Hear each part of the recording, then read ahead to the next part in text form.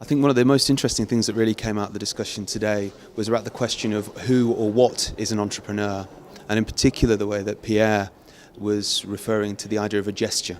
So the suggestion that perhaps it's not just the individual who acts as an entrepreneur to create an effect, but it's some sort of a collective process, a way of reimagining the social, reimagining a particular way of life, or reimagining even just a commodity or a product or a new technology or a way of organising that is in some sense collective and is developed between people. So it's a very social phenomenon.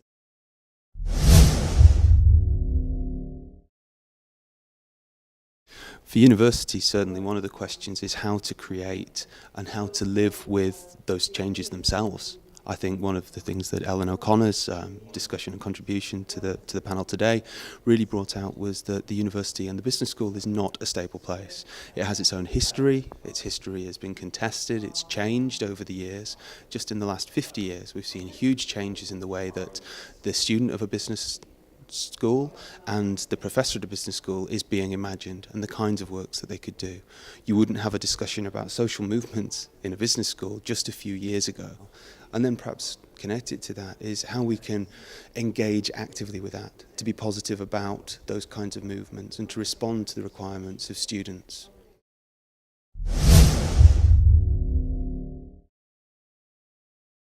I'm not an artist, I have to say. I'm a sociologist, so one of the things I've been doing for the last 3 years now has been working with artists collectives, artists in their studios, doing interviews, but also spending a lot of time with them and seeing the actual work they do.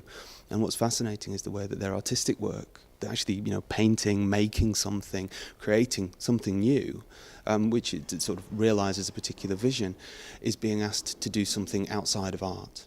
So artists are being expected to help young students or pupils within schools to become more socially responsible, to understand their community in a particular way. So the artist becomes then a social worker.